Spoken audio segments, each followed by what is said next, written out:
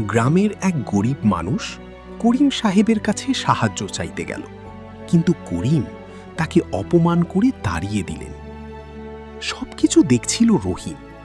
সে নিজের সামান্য টাকা দিয়ে সেই মানুষটিকে সাহায্য করল। হালকা আবেগ প্লাস বিরতি। সেদিন রাতে এক বৃদ্ধ আলেম করিম সাহেবকে বললেন, অহংকার আল্লাহ পছন্দ করেন না, সাবধান হন। কিন্তু করিম সেই কথা গুরুত্ব দিলেন না। কিছুদিন পর হঠাৎ করিম সাহেবের ব্যবসায় বড় ক্ষতি হল। এক এক করে তার সব সম্পদ হারিয়ে যেতে লাগল। Dramatic tone. বন্ধুরা দূরে সরে গেল।